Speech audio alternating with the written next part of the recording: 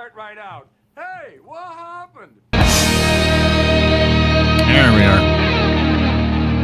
I love the music. It's so official. Welcome. My name is Dean. That is Arthur Bondzee down on the right-hand corner there. That is Greg Bond, birthday boy, 48 yesterday. Spent it incapacitated. We'll get to that. You can get him at Bondzee Live on Twitter or Tripping with Bondzee on YouTube. He's got a show tonight, as a matter of fact, with James D. Fiore. Isn't that nice? My name is Dean, and directly to my left or right, depending on how you're looking at your screen, the only man who does every interview with a baby. Please welcome Dr.Mario Elia, family physician in the London area. Also out to rent for federal politicians if they want to be seen with a baby during the lead up to Monday morning. Yeah. I listen. I don't know if any of those politicians give two shits about any babies. Like, I've been watching this. Have you been watching the election? Have you been watching some of the coverage of this? Have you seen anything like it in your life in terms of people fighting you for your, like, not fighting you for your vote, fighting you against you wanting to vote for the person you want? I've never seen, like, on social media, never vote conservative, never vote liberal, never vote NTP. It's not here's who you should vote for, Doc. It's never vote for these guys. That's the election. It's the never vote election. I think it's been hysterical. But it's not like I'm upset at politics. It's not like I'm angry with politics. I just don't recognize this kind of politics. And I don't know what it's like in London. Here, it's kind of like a mishmash. But it's been like I'm excited to get rid of the lawn signs. I'm excited for everybody to go and vote, and I'm excited for us to stop yelling at each other too. I don't know about you. Have you been paying attention to much of this? Yeah, it's been sad to see how politicized it's gotten. You know, the fact that, you know, obviously we'll be talking about COVID quite a bit here. It's been disappointing that some, you know, depending on your position on COVID, how that has essentially determined how you're going to vote in this election. And you know, here in London, so I'm in the southwest area of London, so I'm actually out in Middlesex. So Randy Hillier, his daughter is running for the PPC party in my neck of the woods here. Oh yeah. So that's been fun to see all of that come our way. And it's you know, as much as people have accused COVID of being over politicized, nothing like an entire political party that's basically trying to weaponize people's understandable frustrations during all of this and trying to affect their vote on Monday. So gonna be glad to be done with it. Yeah, I will too. You know, and it's funny because I didn't plan on getting to these clips with you because we're going to talk about COVID. But to your point, I mean, CPC is like, you know, vaccine light. Liberal is like, go get vaccinated. NDP's go get vaccinated. It should be a thing. I mean, there should be a law. CPC isn't. PPC is incredible. I mean, like, watching them kind of form this freedom of obligation party, like where the only rules that apply to them are their personal freedom. Like, that's really the only law that they want to attend. And then watching, like, literal members of parliament or provincial parliament or guys who used to be in the government, people who we used to consider serious people, come along for the ride. I want to play this thing as a medical doctor. I want your medical perspective on Randy Hillier at yesterday's PPC. Been instilling and telling us a story of fear and danger and terror. We'll have no more of that bullshit, because that's what it is. First they told us 2 weeks to flatten the curve. Then they said 2 weeks to not overwhelm the hospitals. And then they said, well, just a little lockdown, maybe another lockdown. And then they said, well, maybe just have another lockdown. And then they said, well, let's have another lockdown. And then they said, let's close up our borders. That'll do it, we close up our borders. And then they said, well, we have to stay at home and nobody can come over and see you at Christmas. That'll do it. That'll stop it. And then another lockdown. And then they said, well, just a vaccine. Everything will be okay once we get a vaccine. And then they said, well, maybe a second vaccine and then a booster. That'll do it. That'll do it. I'll do it. And then, well, just a vaccine passport. Just a vaccine passport will do it. It's all BS. It's a narrative of fear. Freedom beats fear. Freedom beats fear. Freedom beats fear.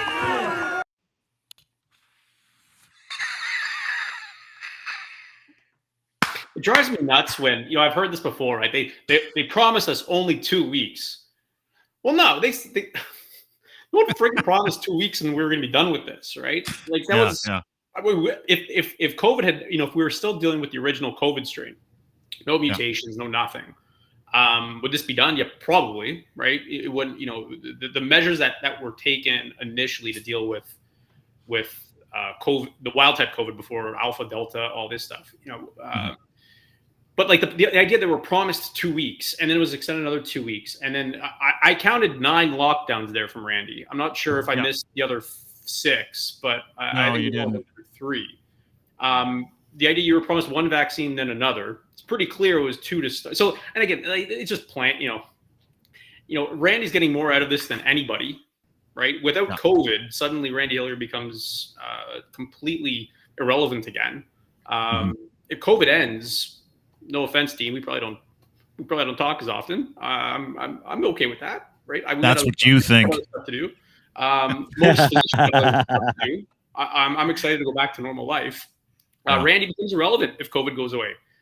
Without COVID, Maxime Bernier is not getting the numbers that he's getting right now, right? These guys are freaking loving COVID as much as they're saying that it's other politicians who are driving this. And I don't know.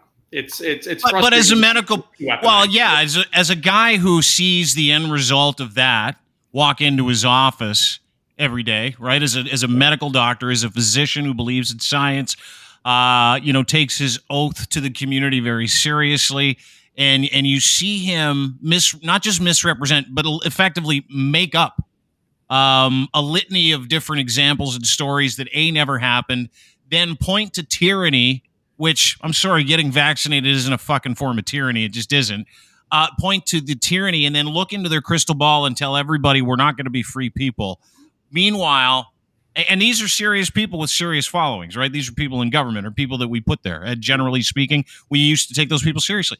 And as a doctor who is on the receiving end of that kind of misinformation and that kind of bullshit, how do you combat that when someone like that walks into your office and says, I'm sick? And if someone does walk into your office like that follows those people, that believes that is medical information, do they submit themselves readily to you in the medical field that they don't trust the second they get sick? Because it would seem that they do.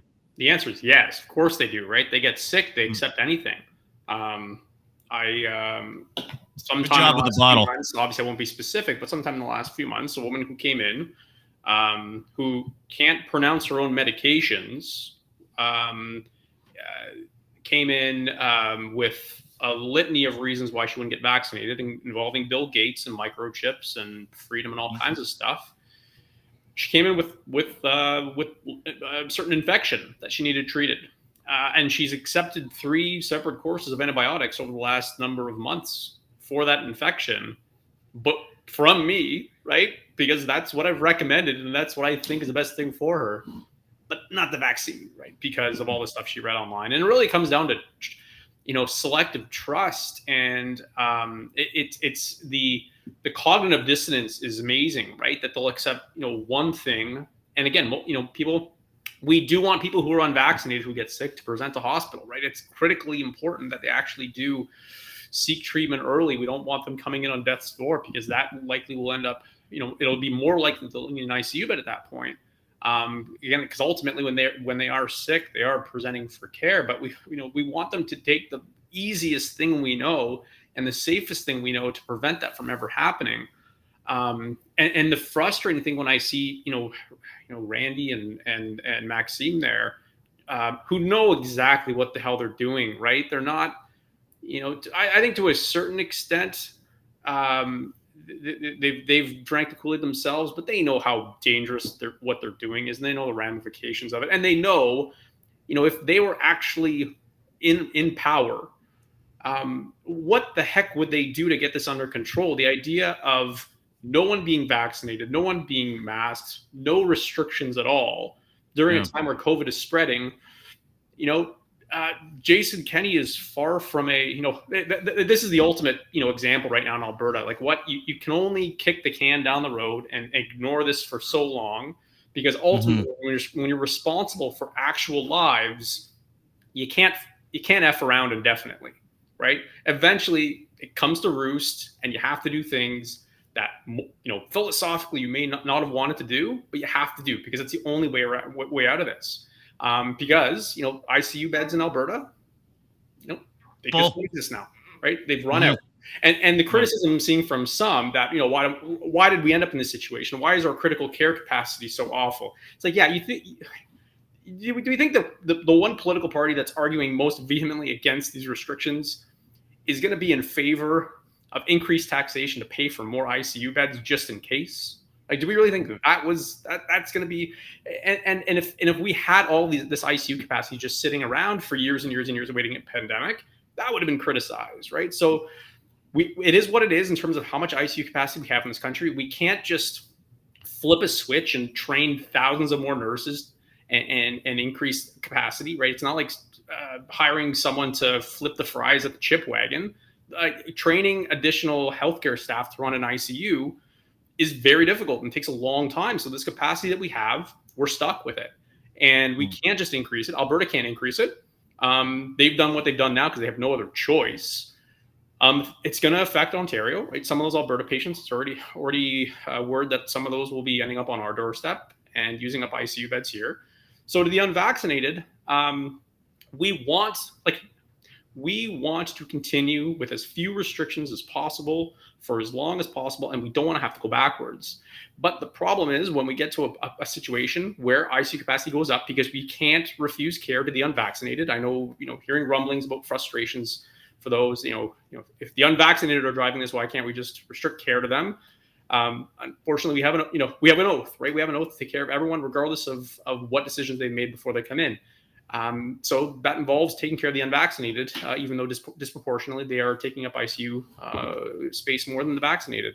And if it gets to a critical point, which I hope in Ontario we don't get to, but it gets to a critical point where we have no option but to put in more restrictions to prevent people from further spreading the virus. It's not, putting restrictions on them for fun. We know that any restrictions they've put in have been for the sole purpose of making sure that people don't interact as much as they were before. That's the whole intent of these. So I hope the vaccine passport system implemented in Ontario will have enough of an effect, not to drive vaccination rates. This is one thing I've heard from patients, that they feel that this is kind of coerced, that the vaccine passports are just intended to get them to be vaccinated. I would argue, even if though some in government may be saying that, for me, that's a secondary goal. I could truthfully, for me, I've hit the point with a lot of both my own patients and others of kind of ambivalent. I've exhausted way too much mental energy to get people vaccinated. At this point, they can do it or they not. But I think for the rest of us, we want to make sure that everyone else can get together who's vaccinated in safe ways and keep the economy going, keep their lives going. And those who are unvaccinated, unfortunately, we can't allow them to participate in activities which we know will then further the spread even further. Right. So I hope we've implemented it early enough. I fear we haven't. I fear we let it get to 700 cases kind of unnecessarily. This could have been a month ago where they put this in place if they were going to. Again, both Ford and Kenney kind of doing things at the very last minute. When you know things were inevitable, why didn't you do it a month ago when you knew you knew it was going to happen, right? Why the hell would you wait a month, let cases go up, and now, to make it seem like you had to, right? It was forced upon you, but even though it's better politics, makes for crappy public health measures. So hopefully, we've seen, that's all we've seen, right? I mean, specifically in Canada, we've seen some provinces get on it early. I give full marks to Quebec. I mean, they're the only province that was like, hey, vaccine mandates, go fuck yourself. We don't really care what you think. And all their stuff was in place. Like, I just uploaded my vaccine receipts to my wallet today or yesterday. So having said all that, you mentioned Alberta. Obviously, we have you here to talk about Alberta and the case study that Alberta is, which to me, it's like, if you want to prove to anybody that doesn't believe this is going on, that this is really going on, all you have to do is look at Alberta. That's like, to me, it's like the perfect case study of what do we do if we don't do anything? And to your point, This was a graphic that you sent me. I'd love for you to explain it. Total number of Albertans in ICU last 120 days by vaccination status and presence of medical condition comorbidities in all ages. Break this down, because what this is kind of a snapshot into doing nothing in the face of the pandemic, correct? Yeah, and it reflects the same data we've seen in every province, in every country. And I know, again, some point to Israel. This is what I see from anti-vaccine people. They always point to Israel as some indication that vaccines aren't working as well as they should. But if you actually look at the Israeli data and break it down, the vaccines are still holding up quite well against Delta, even with 2 shots. So, and we see this. You look at here what this is reflecting. So, how many people are in those ICUs who are unvaccinated? How many partially vaccinated? How many are fully vaccinated? If we all took the approach of refusing vaccination, where the heck would we be right now? As Ontarians, as Canadians, all of North America, we want to talk about a complete shit show. We would be there right now, even worse than we are right now, because those two red groups right now of the unvaccinated, that would be everybody, right? So the fully vaccinated that have seen, close to 100% reduction in hospitalization, they wouldn't be protected anymore. They'd be getting sick just as frequently as the unvaccinated were. So you look at those numbers there. If all of those people who are unvaccinated were vaccinated, would we have a problem right now in Alberta? Absolutely not. Right? We'd be seeing people in the ICUs. We'd be dealing with them like a functioning healthcare system would, but we wouldn't be talking about putting in lockdowns again. We wouldn't be. Are you saying this is flu? This would just be like flu season if we were all vaccinated? Absolutely. Yeah. We have some people in the ICUs. Whether masks would be in place or not, we'd be having a conversation about that, because if cases are low enough, do we need masks? Right? Truthfully, no one in public health wants to be enforcing mask mandates if they don't have to. Right? They'd rather go back to telling kids to wear condoms and treating STIs and safe injections. Yeah, way more fun.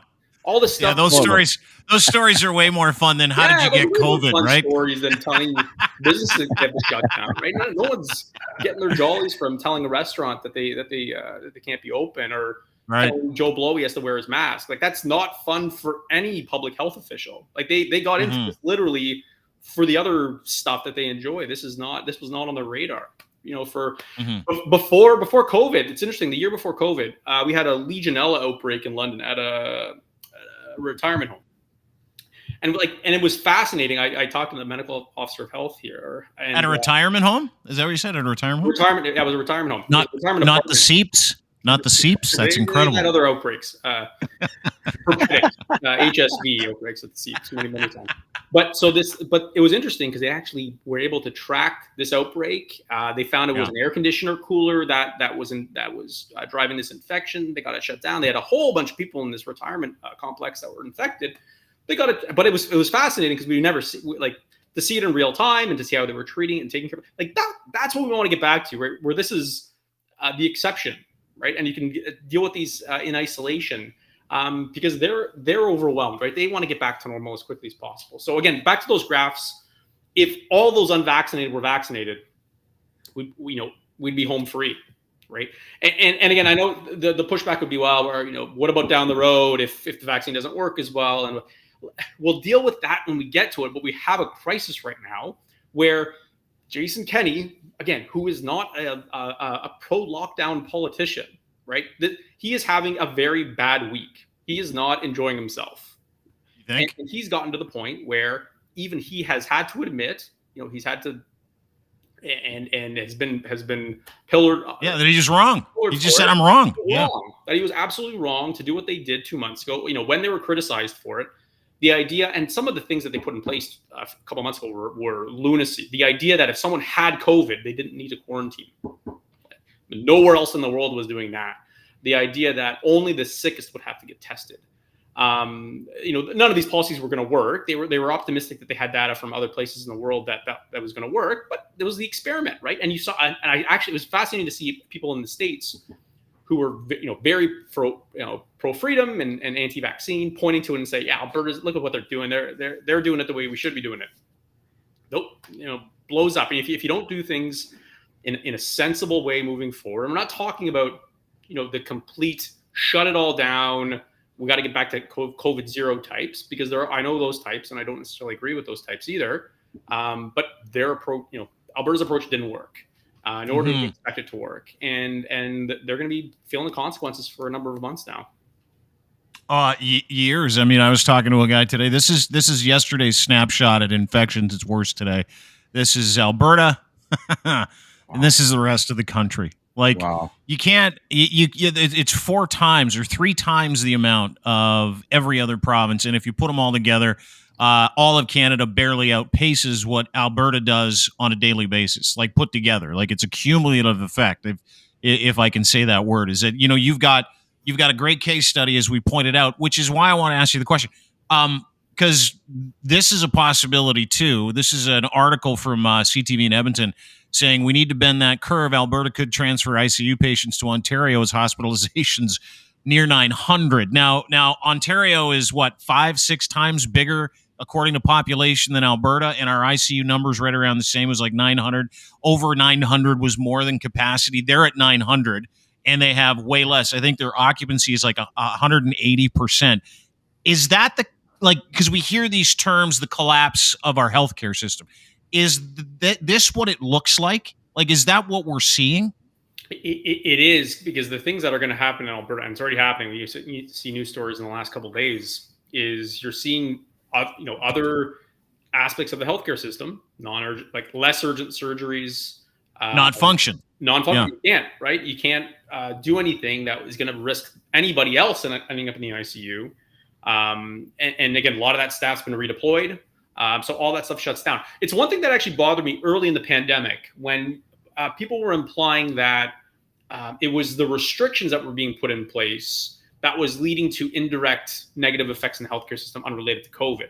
And if we just didn't have the restrictions, those other things, so those missed heart attacks, those missed cancer surgeries wouldn't have happened if not for these restrictions we put in place. But the issue is that it wasn't those restrictions that caused the problem. It was the fact that COVID was putting strain on the healthcare system that was needing those other things to be shut down temporarily, which was causing indirect deaths. So again, it wasn't just the implementation of a plan that was causing these deaths. It was the fact that when COVID and those hospitalizations disproportionately affect the healthcare system, other stuff is going to happen. And you're seeing in Alberta right now, right? You're seeing anecdotes of people who are needing surgeries. I saw one guy sharing his story about how his brain tumor surgery has been now postponed. Children's surgery is postponed. Like, these are real stories of people who, and not only those, right? You have people at home who are having heart attacks and strokes, who are seeing what's happening in the ICUs in Alberta and saying, well, I might just wait at home and see if I get better. Or I don't want to, I am worried about COVID. I don't want to go to the hospital for it, right? The same things we've dealt with every single wave with people not seeking care like they should. That's going to be the indirect effect of this. So it's absolutely tragic. Can I share? I'm just going to, if I can. Please.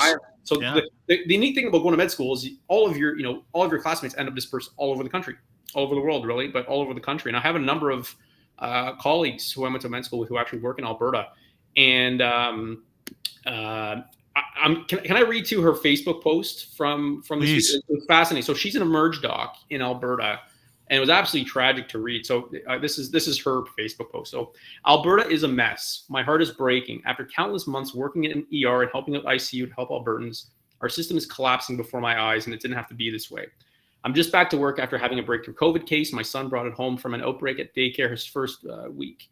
This week in the emerge, at least 30% of patients that I've seen are presenting with COVID symptoms, all unvaccinated. I tell them stories of the patients that I've cared for that have died of COVID. I also remind them of those who've had important surgeries and care deferred, but they only want to talk about their personal rights, conspiracy theories, and ivermectin. I can't understand how people can care so little for others. For me, this is the hardest part. This is the part that brings me to tears this week almost daily. And then I receive an email from our ICU department saying we are desperate. All sites immediately need more coverage, and I check my calendar and sign up for more because I still care so much. We're tired. Our incredible nurses are more tired, and our government has put us in this position. Please get vaccinated in this, and it's a little political at the end here. And this federal election and next provincial election, please vote for a government who cares. So that's someone I actually went to medical school with. She was a year behind me. So these are not like made up stories of people who are exaggerating how bad things are in Alberta. This is someone I know. This is a friend of mine who is going through this and describing her experiences. And absolutely, tragic to see this. Well, and to that point, there's a video circulating. We put it around. Bondzee's at it a ton today. Thanks, Bonds. But to your point, we'll get to you in a sec. To your point, there's a video circulating. I know, it's too good. I mean, this is the stuff we need to hear, right?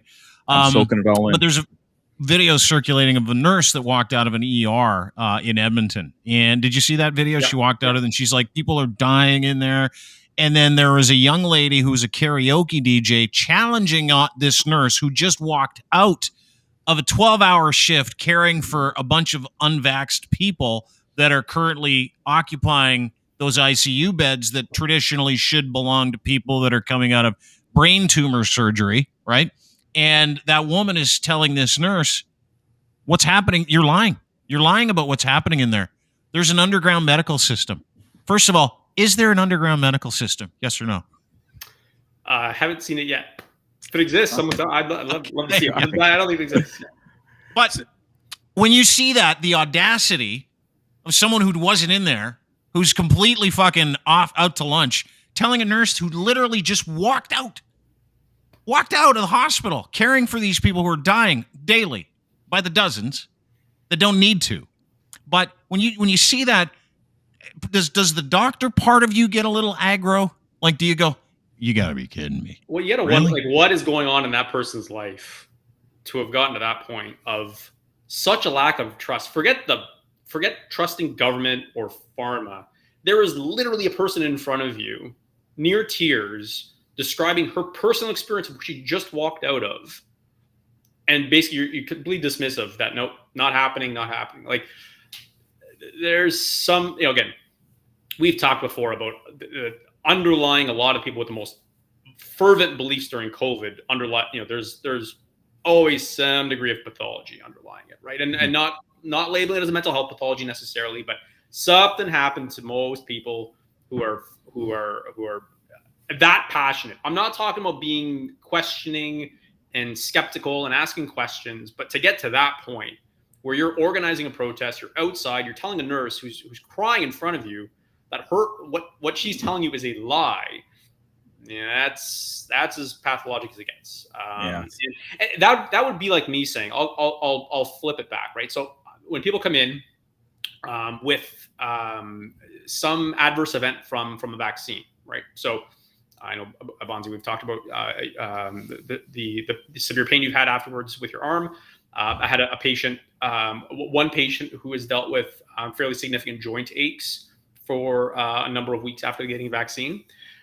So that would be the equivalent of someone telling me that they're feeling something immediately after getting the vaccine and me telling them that they're not actually feeling that, right? That it's made up, right? Bondzee, you're making that up. Yeah, bullshit. You can't possibly have severe pain after getting the vaccine. You sound like Locke and Dean, Doc. What? But I can't. But seriously, but that would be like the doctor saying it, right? So someone with firsthand, but we never do that, right? You have to have some degree of empathy for people to acknowledge what they're experiencing. Now, whether it's linked to the vaccine or linked to other stuff, like we can hypothesize that. But someone literally telling you what you've experienced and you're completely lying, that's again so pathologic not to have empathy for people walking out of the hospital and to tell them that they're just making it up. It's amazing. It's strictly amazing. Yeah, it's a great analogy. Like, could you imagine Bondzee walking into a doctor's office and with that excruciating pain you've been undergoing? And listen, have we called you a pussy? For sure, but it's just for fun. I know.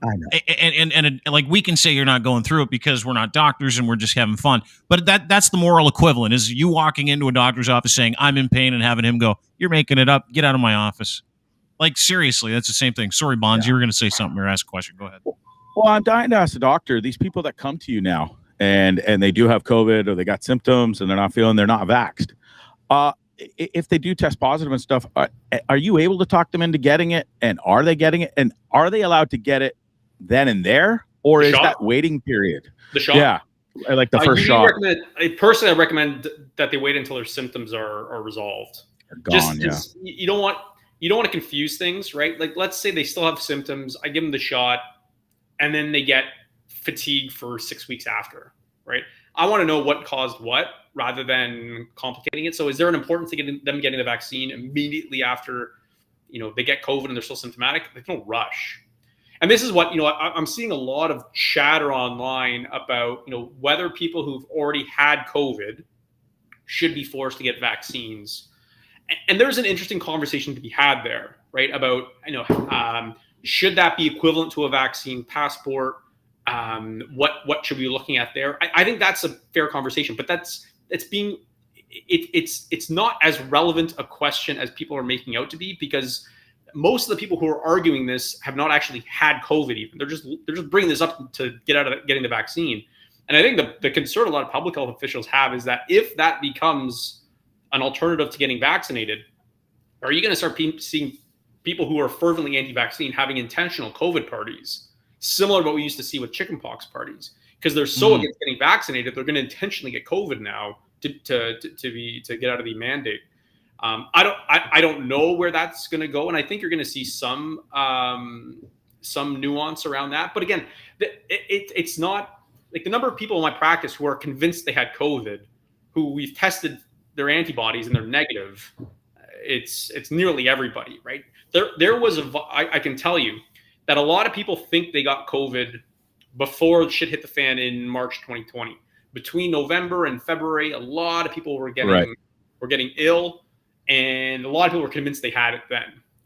But what I kind of push back on patients is that the number of people, even in my own practice, who have told me that same story about how sick they were, right? Extrapolate that over the entire population, and we would have been seeing that reflected in hospitalizations before March 2020 if that number of people were actually sick with COVID. So I think there was a different virus going around. I think it was perhaps an influenza, parainfluenza, something else going around at that time, and not actually COVID. Right. Because again, there's just a number of people that have told me that how sick they were, and I remember a lot of them came to see me in the 3 months preceding March 2020. So I'm one of those. They see me with a pretty bad virus. But again, I got that virus. If that was COVID, hospitals would have been overflowed well before March 2020, just because that would have been infiltrating long-term care homes before March 2020. We would have been seeing people dying left and right before that. So it was a different virus going around before that, I think. I think Bonds talked about being super sick just prior to it. And my folks, I remember them for like 2 weeks. They had this respiratory illness. They were very sick. And my mom literally called me one day and she's like, I think this is it, son. I think this is it. And I'm like, that's okay. Don't worry. You're going to be fine, Mom. And she managed through it. But yeah, she went and got tested after, and it wasn't COVID. It was something like completely fucking different. And here's the kind of the catch, right? Is that prior to that, all those people that are now, wandering around the streets with signs calling, the medical profession Nazis and standing in front of hospitals. Anybody protest in front of your hospital, by the way, Doc? Has anybody? Yeah, they have. Interestingly, the exact street corner where all the anti-abortion protesters have. So they're probably going to have the same degree of luck in changing public health policy as the protesters have. There's such an ingrained. Again, even those of us who are religious, driving past those abortion protesters gives us a kind of a visceral feeling.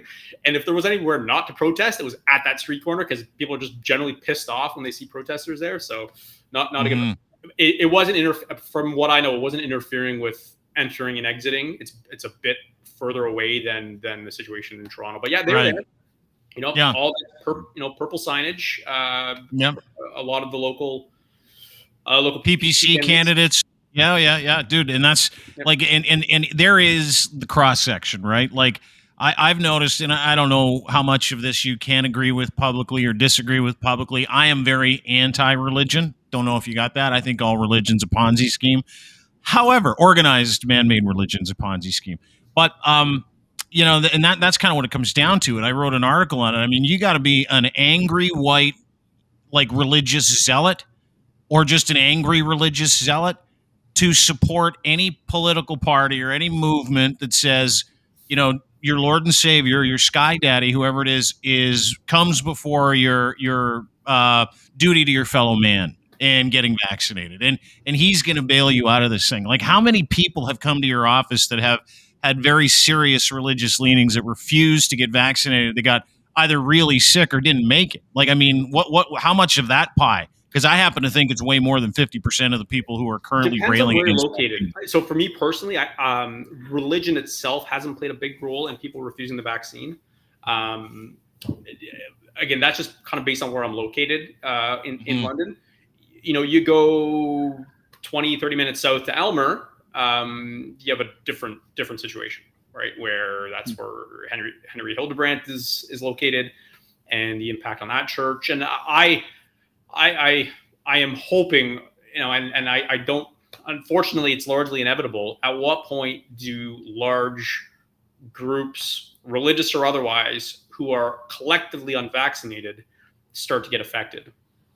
Right, because all it takes. It's interesting. A patient came to see me in the past week, who was unvaccinated, but because of an employer mandate was going to be getting vaccinated, and really wasn't happy about it at all, and felt coerced into doing it, and again just felt that he was being coerced, but he ended up getting the vaccine. Again, this guy not religious, just was feeling kind of coerced into doing it. You look at a group like, and he one of his points of opposition to getting vaccine was that through all of this, he's been around a lot of people through work. He's been careful at times, but he's had a lot of interactions with a lot of different people. How has he still not gotten COVID through all of this? And he was kind of questioning, if this is severe as everyone makes it out to be, why am I not sick? Yeah.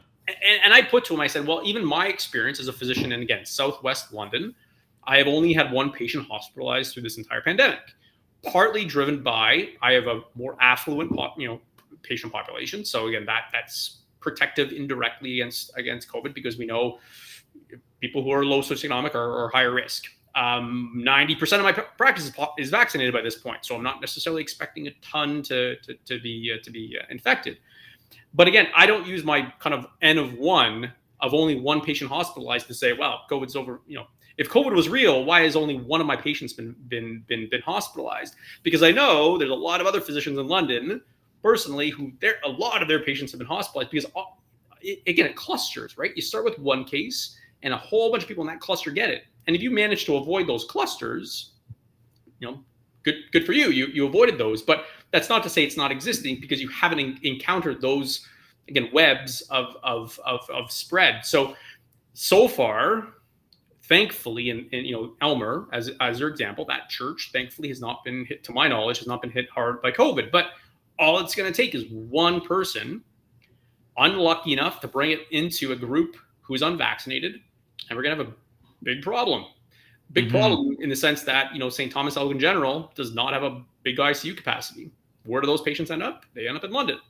What does that end up doing? Well, ends up diverting other nurses, other health professionals from resources, there. Yeah. And what does that affects my patients directly, right? My patients who have a heart attack or stroke suddenly are getting pushed out of hospital, probably earlier than they should, because there's just not health capacity. So it's all linked, right? Alberta's shitty decision 2 months ago, that's going to affect us, right? That's going to affect capacity in Ontario to deliver healthcare. And that's why a lot of us get a little emotional over this. Well, yeah, you got people from other, like we're citizens of a country, right? Like you got people from other provinces going, hey, listen, we need help. Like, this is how bad Alberta is. They're going to start flying sick people, flying them to Ontario to get care.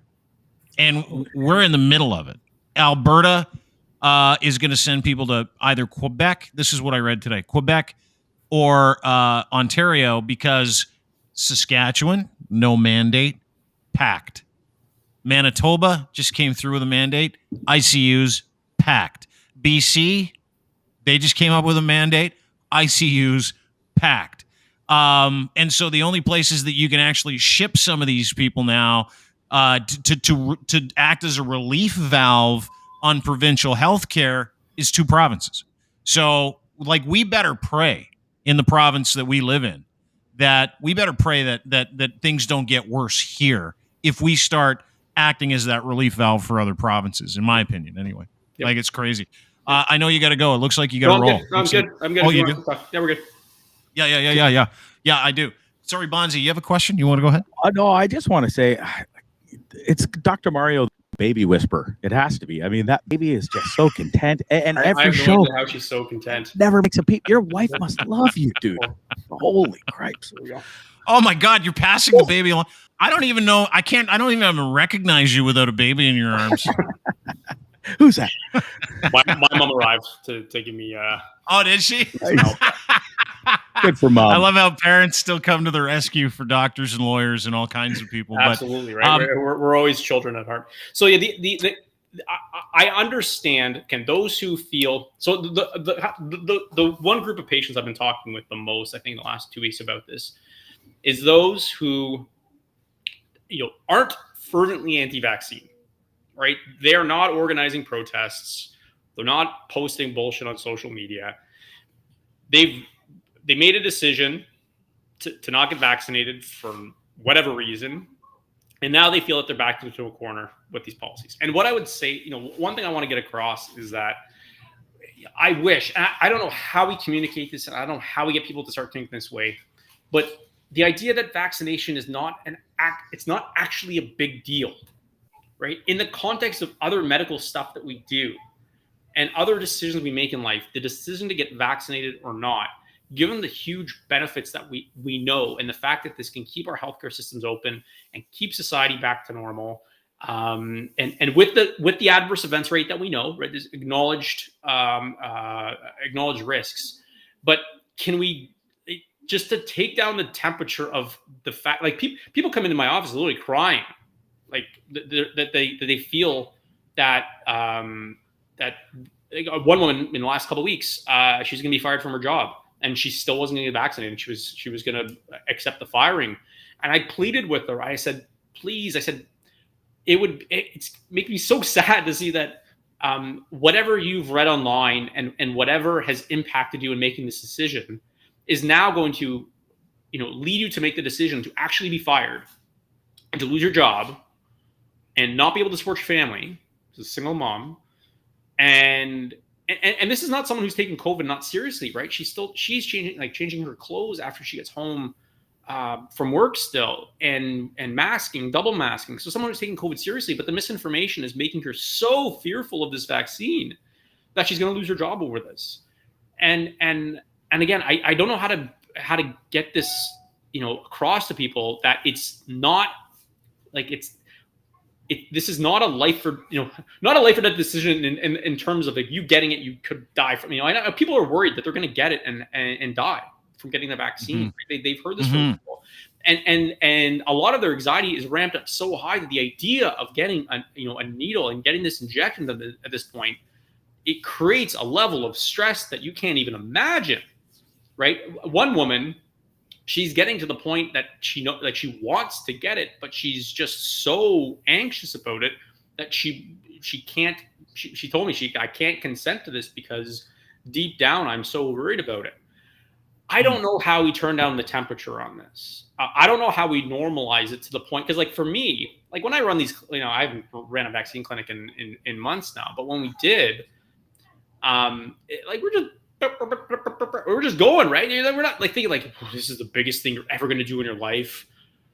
Please be okay. Maybe again, just being in medicine, we kind of downplay. Well, no, but that's that old school approach. Like, and we talk about it all the time. When I was a kid, they lined you up in a gym and you like normal, single file, right?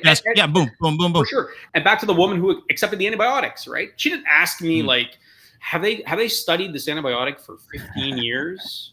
And the inventor of that antibiotic has gone online and questioning this just doesn't happen, right? Where were the long, like the cholesterol med? Cholesterol meds is a bad one because that's actually probably controversial in its own right. But antibiotics, like where are the anti-penicillin people? Like where are they at? And do they know what's They don't exist, right? They don't exist. Do they know what's in it? Do they know what's in it? That's the thing. And you bring that up all the time. These are the same people. You see them at things. They're having smokes. They're probably taking some because it's like allergy season now. We're getting into the fall. Here comes the leaf mold, and they're taking antihistamines. Don't know what's in those. Have never read a peer-reviewed study. Have never talked to someone or gone through the Lancet because it's peer-reviewed, so you can't fucking make sense of it, even though they say they try. Like the backwardsness, and you're right, is crazy, and it's demeaning to tell people that you're too. And it sounds like the cognitive dissonance. You say cognitive, I say it's cognitive impairment. But like a lot of these people is like I'm not smart enough to get it, and what's worse is I'm leaning on a whole community of people telling me it's wrong, and there's got to be strength in a few numbers, right? Like that's kind of how they think in their head, just to be able to justify the fact that they don't want any side effects from anything, right? Like they don't want side effects from getting COVID, so they act like it doesn't exist, or they minimize it in other people's lives because they don't want it in theirs. But really the key here is, to your point, is that this has now become such a psychosomatic problem for a lot of those people that they're so worked up before they go in for something that is not just routine. It's something we go to shoppers for to get a quick antibiotic shot or antiviral shot, usually every year. Like every single year I go for a flu shot. Every single year I manage to get some kind of sickness or the flu, but I know it's not bad enough, right? Like that's the realm that we need to put this in. We need to put it in that easy to understand, don't be afraid, not a big deal, side effects. And you've got people saying, oh, I felt like I got run over. Yeah, it's better than getting COVID and being in ICU and having long haul effects. Yeah. And again, the adverse events, again, this is not because I know I'm looking at Bondzee here, and and it's important to note that we can't. None of this is minimizing the rare serious side effects of it, right? None of this is minimizing that, but we have to acknowledge that there are we have the risks of not getting the shot, the risks of COVID versus the known risks of the vaccine. Those are the two things we have to weigh. So because there. One thing in kind of anti-vaccine world, you'll see videos of young people in the States who've had myocarditis, heart inflammation, and kids saying, I saw one with a teenage boy who's saying, short of breath after getting it, and he's chest discomfort, but he's still not feeling well, and advising people not to get the shot, and I'm somehow we have to deal with this in a non-emotional, as I get emotional here, but tell people to do this in a non-emotional way, knowing that, yes, that is a risk of getting the shot. But what is the risk of getting COVID? What is that risk of them themselves getting myocarditis from COVID? What's the risk of them getting others in their family ill, right? So we know on balance that vaccination does outweigh the risks of it. But again, we're back to how do we get those who have still not gotten vaccinated, right? September now, mid-September, 15% still haven't gotten it. How do we get those people to get vaccinated? Some are going to get vaccinated because of vaccine passports. Some are going to get vaccinated because of travel. Some, with the cases going up, they're going to get more fear. Because again, a lot of these people are still actually, they're not all COVID denialists. Right. Some of them actually are taking precautions. They just don't want to get the vaccine. Some of them will decide, for them, the threshold has been met and they want to get that shot.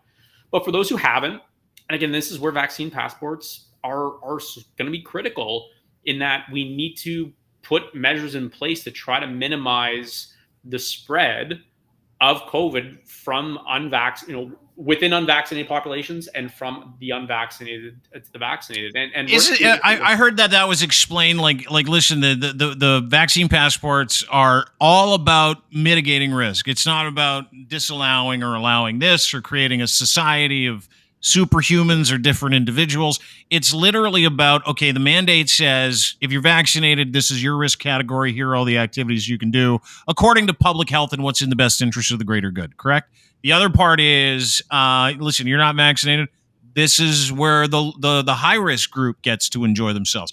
The way that was explained to me by a biostatistician named Ryan Imgren made more sense to me than anything, right? It's not about you not getting it. It's about, okay, you don't want it. That's fine. Like you, I'm sick and tired of preaching people go get vaccinated. I used to end my show every day saying, go get vaccinated. I'm like, I don't care if people get vaccinated. I care that people are allowed to operate within their risk category now. Yeah. Does that make sense? Absolutely. Yeah, absolutely. And again, without vaccine mandates, passports, whatever, so again, let's go into their, alternative world where we don't have any vaccine. Do we have to? Mandates, right? Let's play out 2 minutes. That's all. We'll come back to our normal world. This is like being Bondzee from like a month ago. Okay, I got it. Here we go. So I'll start the clock. If we have no mandates, right? So restaurants, go there if you're unvaccinated. Gyms, go there if you're unvaccinated. Have a good time. We know that's going to drive spread disproportionately, right? If we have unvaccinated individuals there in high risk settings, cases will go up. ICU cases will go up, and then what do? Just shut everything down to both vaccinated and unvaccinated, because ultimately this comes down to a fairness argument, right? And again, politics will come into play here to a certain extent, right? As no government's going to want to piss off the 85% of people who are vaccinated now either. So again, it becomes a practical argument to how do we keep, the rest. A patient of mine who owns a restaurant, right? He's been shut down 3 times now. He has insisted, so he's actually gone above the provincial regulations, and he's actually insisted that all of his staff get vaccinated as well. So now his patrons are vaccinated, his staff's vaccinated. He's retrofitted his whole restaurant with ventilation, all this kind of stuff. Why on earth would we shut him down if cases go up? If he's literally done everything possible to keep his place open, right? And that's what it. I'm going to take my doctor hat off for a sec, but from just a kind of caring about those who've suffered through this, right? That would drive me crazy if and again, I've said this to people. I've never protested a day in my life, but if they shut down, if the government allowed things to get this bad, and they threatened to shut down fully vaccinated places activities down the road, yeah. Assuming the vaccines hold up, right? If you suddenly see breakthrough cases with those who are fully vaccinated and there's a new strain that's a different story. But assuming that it's just still disproportionately the unvaccinated, filling up ICUs, and if it's ever floated to close down places that are fully vaccinated again, I will be furious on their behalf, because then we would have failed them. Me too. We would have failed them if we get to that point. Me too. And listen, I would be with you with the construction paper, a few Sharpies, some sticks to staple the signs onto. And it would be we can do up. Yeah. Do you? Do you got some glitter? Some glitter glue? Oh, my daughter has glue. I have to check. Construction paper we have. Yeah. We have glue. Yeah. Too.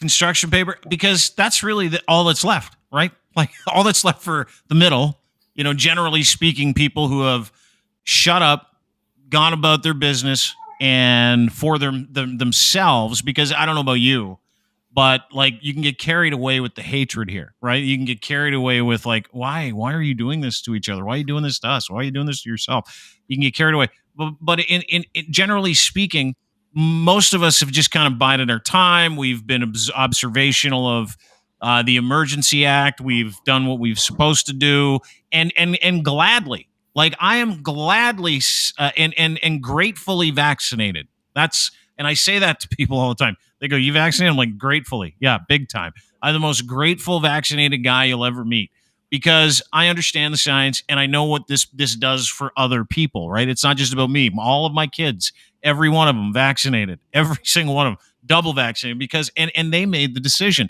And they made the decision based on, okay, how does this track out? Right. And we did this exercise at dinner one night. Okay, guys, let's mock up their solution and the science solution. Right.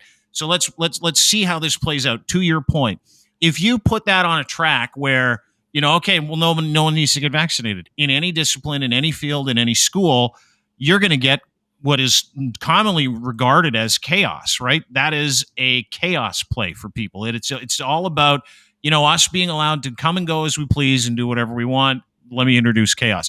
We have rules and regulations. We have rules as a society. It's what makes a society.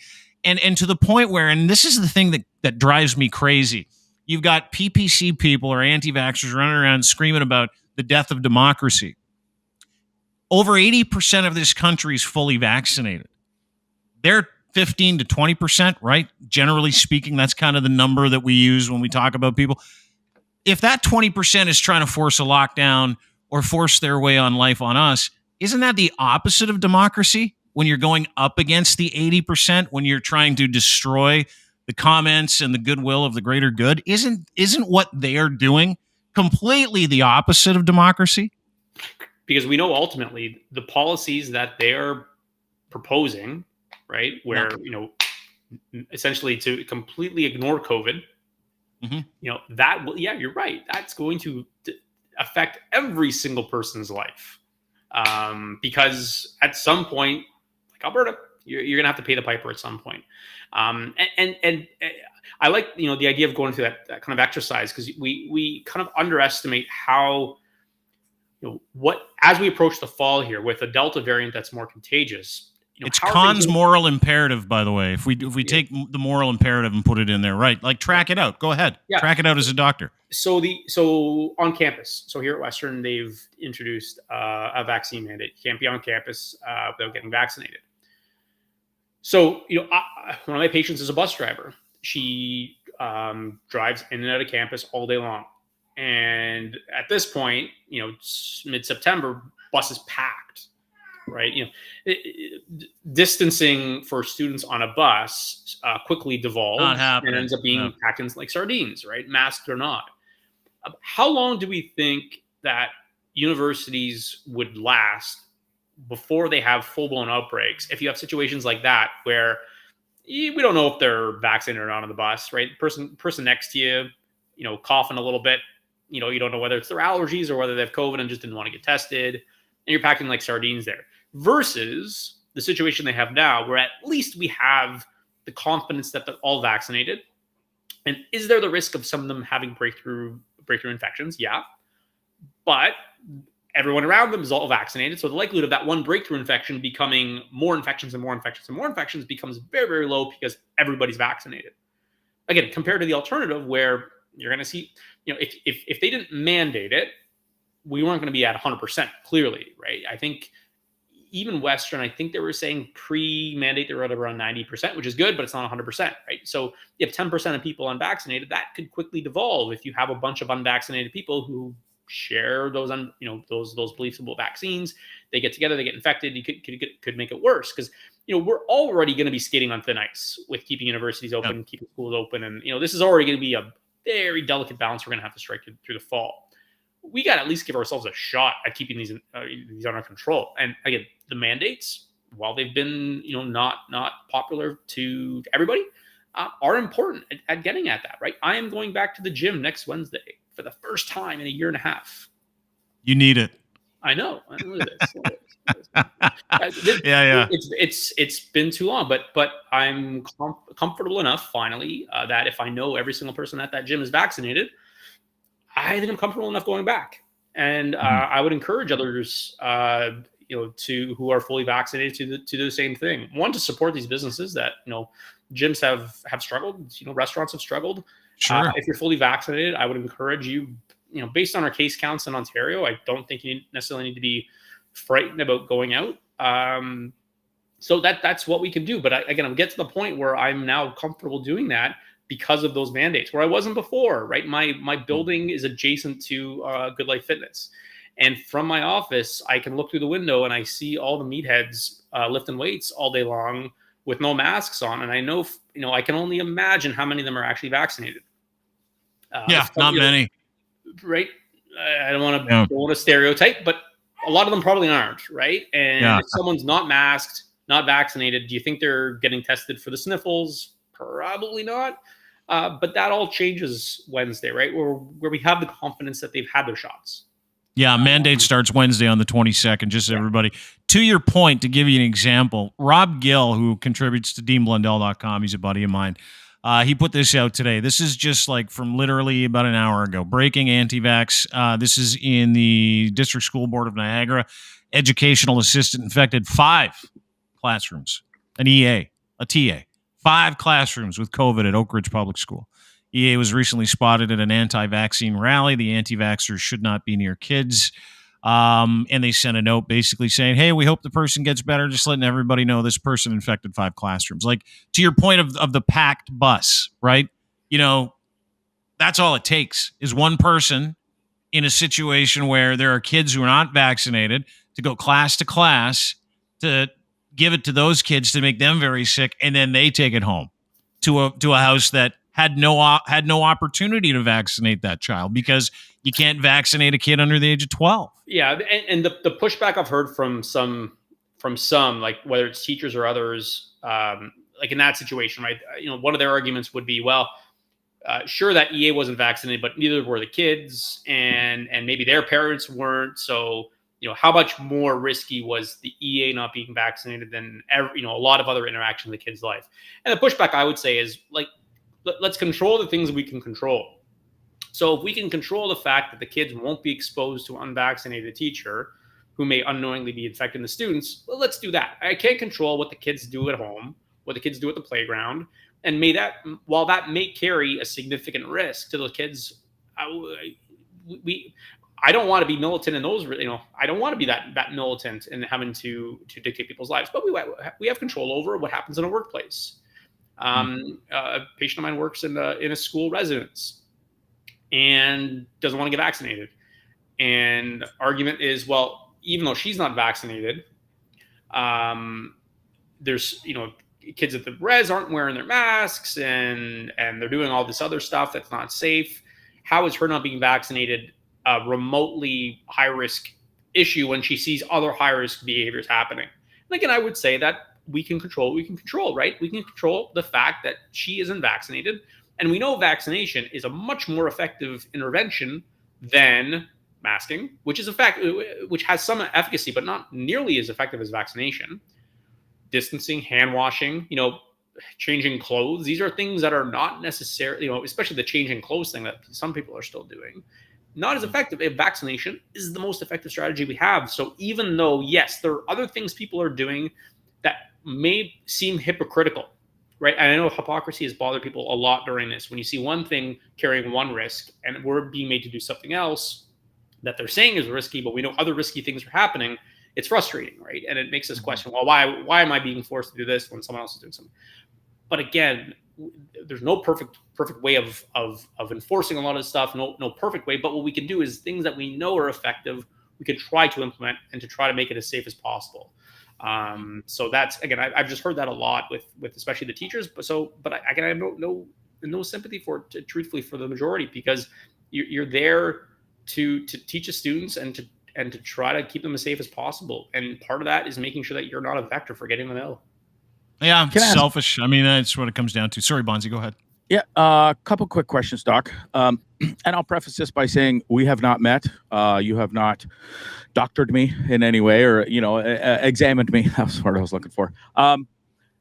Is there a chance that maybe just the guy that administered this needle to me hit something, caused nerve damage, and if so, because, and I'll tell you, and maybe you can or can't answer this, or maybe you won't, just because save your practice. But when I lay down, I can instantly take the pain away. I shouldn't say instantly; it takes about 30 seconds.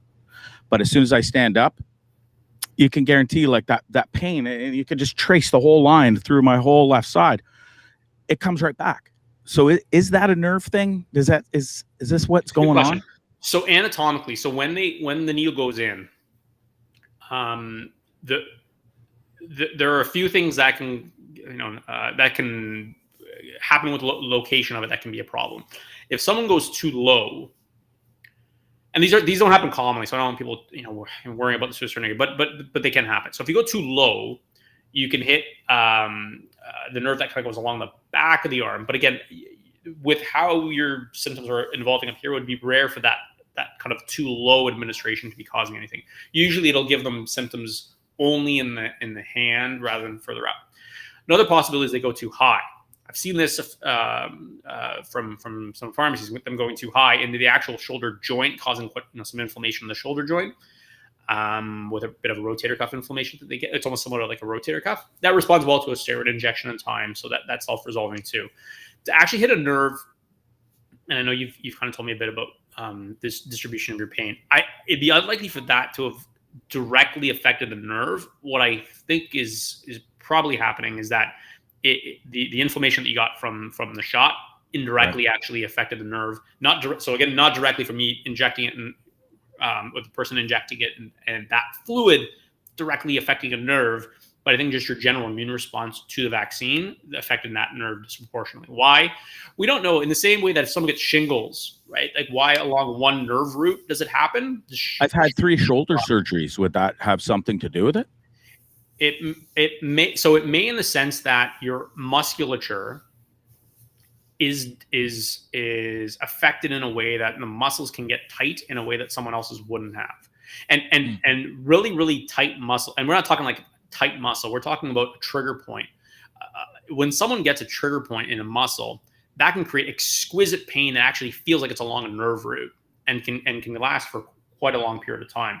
So the tendency towards getting tender trigger points can be from previous surgeries, because again, your anatomy is not normal on that side, right? It's been affected by all these surgeries and the rehabilitation you would have had to have done in the past. So it's possible that that's so what you're saying is that he's just built like a bag of hammers.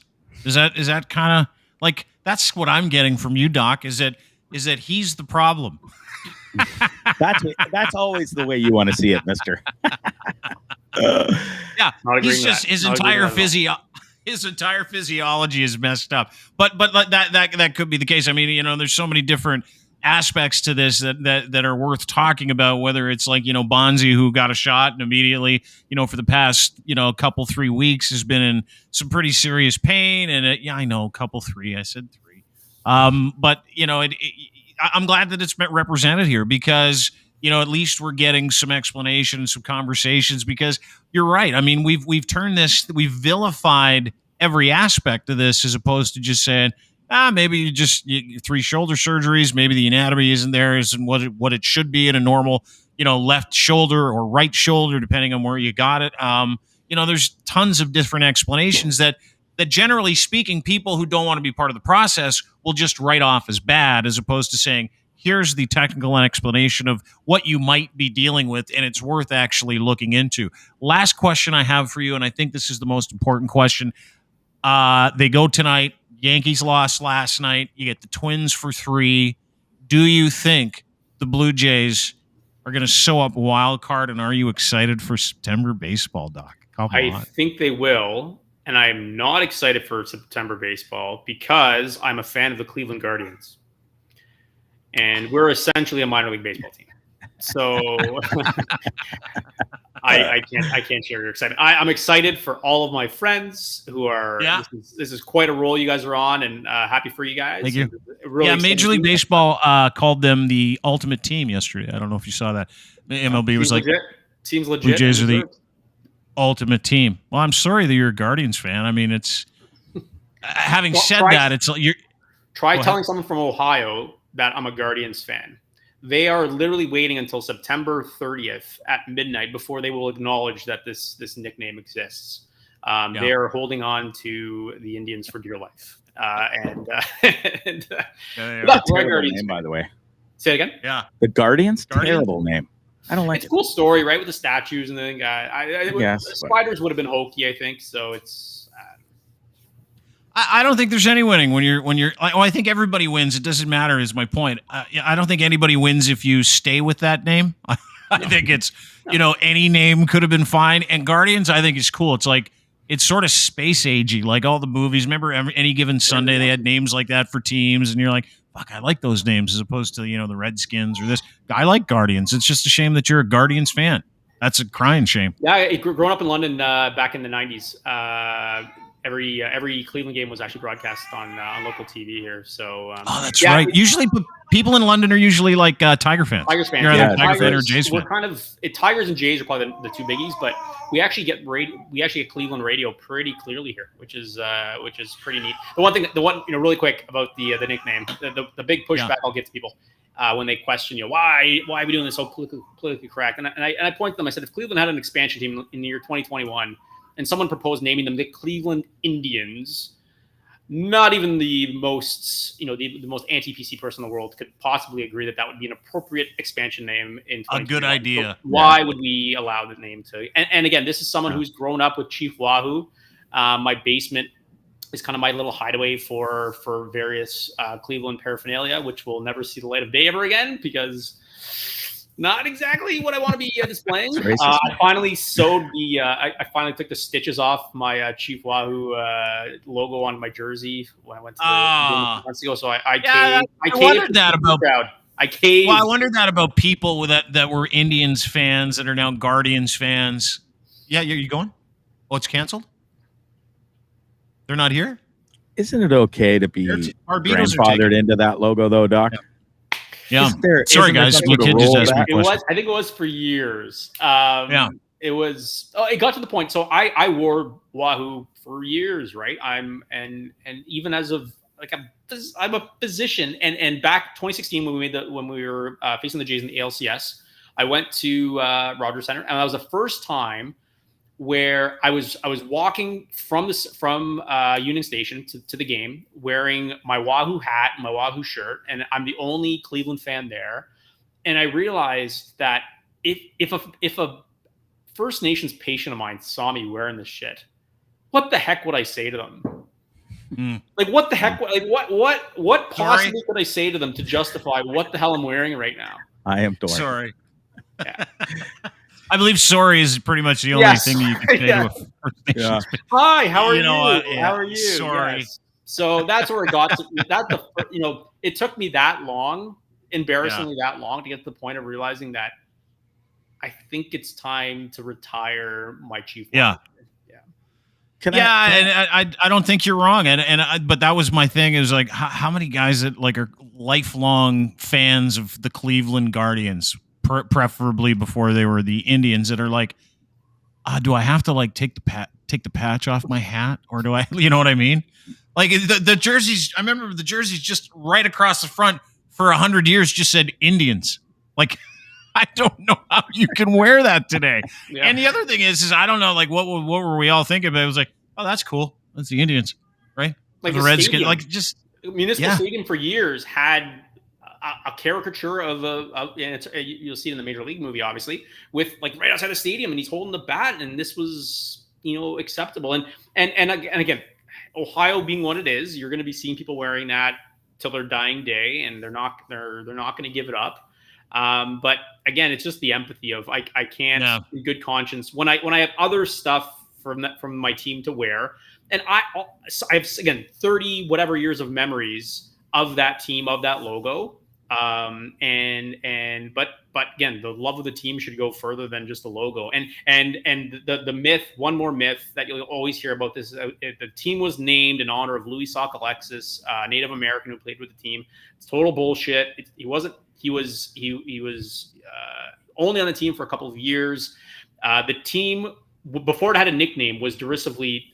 They would come to town, and other fans would refer to the team as them Indians, because he was the guy on that team, and it was putting them down. It wasn't in honor. And when they were named the Indians, it was because the Boston Braves had just had some success, and they wanted to kind of capitalize on that. So the idea that it was named in his honor is some kind of is basically post hoc bullshit that's come up over the years to kind of make everyone feel better about the fact that they were named that. So yeah, so Guardians. Not every day do you get to talk to a doctor about COVID protocol, vaccinology, and 100 years of cultural appropriation of his favorite baseball team. Doc, listen, I really appreciate you doing this on a moment's notice. I know it's Friday. I'm going to let you split, but thank you for the efforts that you make. Thank you for helping people. Thanks for making sense to us today, and thanks for doing this. We really appreciate it. Thanks always, guys. Take care, guys. Thanks, talk to you soon. Take care. That is Dr. Mario Elia, London family physician that I fucking love talking to. You can tell that I love listening to him too, because I don't say anything when I'm listening. Me too. And you made fun of me, but it's you can't.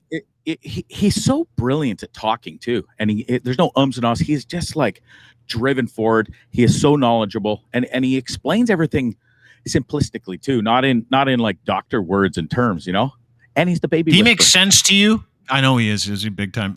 Does he make sense to you as a former anti-vaxxer who's seen the light and currently dealing with some vax issues? Does that make sense to you? Does it? was never an anti-vaxxer. You're such a bastard. I was doing my research. Okay, I finally got it. Get off my back. No, he really does. He is so great at simplifying things for numbskulls like me. I'm good at talking like this into a microphone about silly stuff. I'm no doctor, you know. I know. But no, he's no one brilliant. is. And it's always awesome to be on with the doc, and he's been giving me great advice, and he generally cares too. So it's been cool. Yeah. Yeah, it must be nice for you to have a doctor on staff here, right? To be able to kind of run stuff by him and ask you're on the road, and it's pretty expensive to just parade into an office here. It's like, do you know how many people that we like? Because we're all part of these DM groups, right? Because we do the content, we have, but I'm all. He said to me before we got on the show, he's like, "Dude, you're the only guy that hasn't emailed me or DM'd me to ask me a question about what that thing is on your face or your back or your shoulder, and should I be drinking more water? What's the deal with electrolytes? Is how much masturbating is too much? Can you go blind? Like stuff like that he gets from you all the time." Not from me. I was going to say, in all fairness, Dean. Yeah. I have strictly one problem and have for 3 weeks. So, the good doctors actually reached out to me, and but I can't. That's the kind of guy he is. Those other two are fully taking advantage, and they live in Canada and get free healthcare. So, give them the gears. Yeah, James, you mean? Yeah, this is James. And Locke. Yeah, and Locke. You left that Locke one too. Chat, and and Gonzo. Gonzo went crazy. Never Gonzo. So I don't blame you for leaving. Hey, did Gonzo ever get his vax or no? He's not. No, I don't think so. No.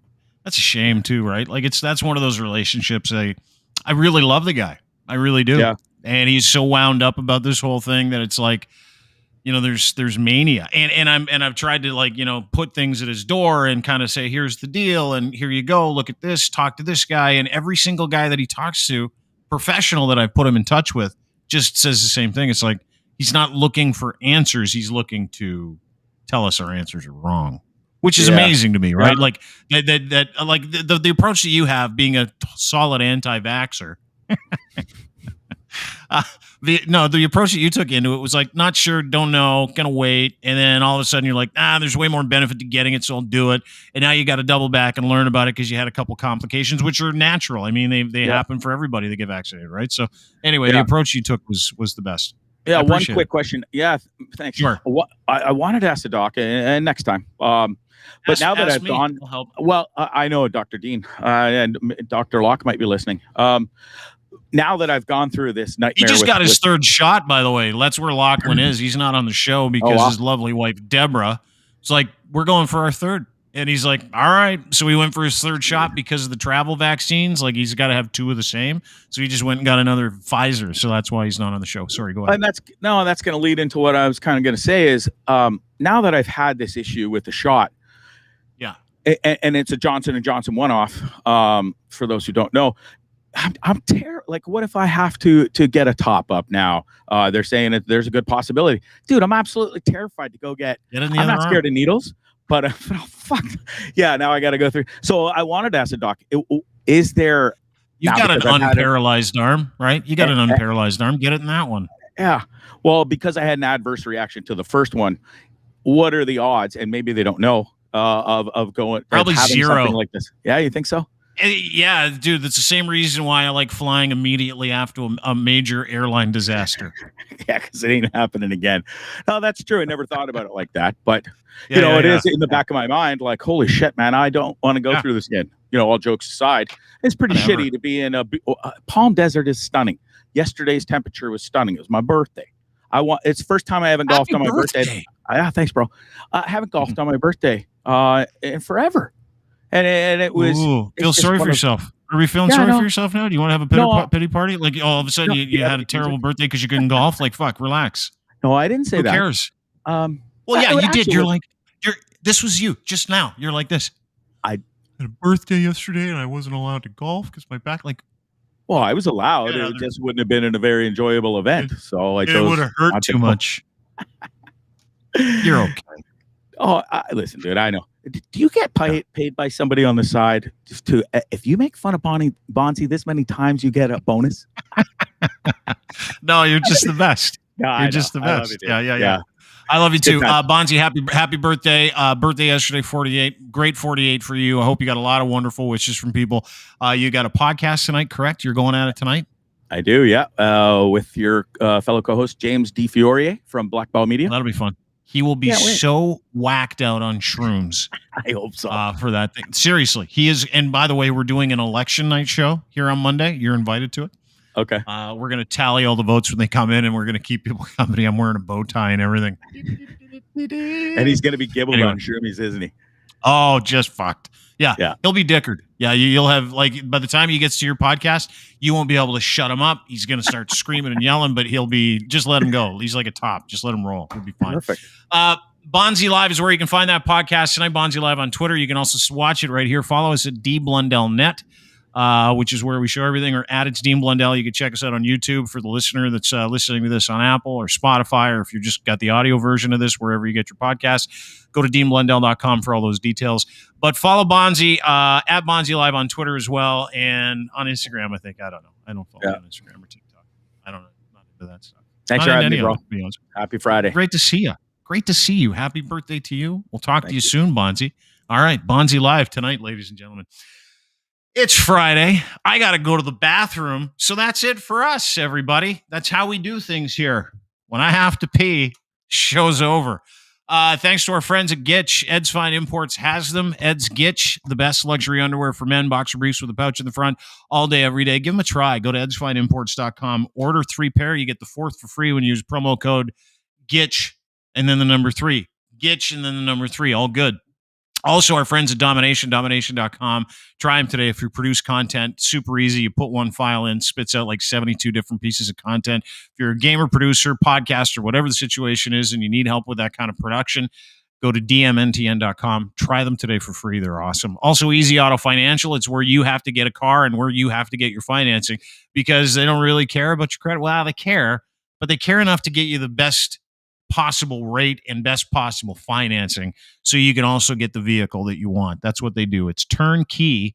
If you're looking to buy a vehicle, no obligation, cost you nothing. They don't charge for financing. They just want to get you in a vehicle. Go to easyautofinancial.ca today and check them out. And our friends at Blue Microphones, the official microphone of DeanBlundell.com. All of our gear comes from our friends at Blue, a Logitech group of companies, including these MoFi headphones. This Blue Yeti X microphone, which is indeed a USB mic, not XLR, USB. That's what you got to do if you don't want to have all the gear and the preamps. We have that. It's just a lot easier not to use it. That's why Blue is great for people, whether you're beginning or you're total pro. Go to bluemic.com or at Blue Microphones on Twitter and check them out today, the official microphone of Blundell.com and the podcast network. Have a great day, everybody. Thanks for being part of the show. I think that's it for me. Here's the extra. Bye. -1 minute.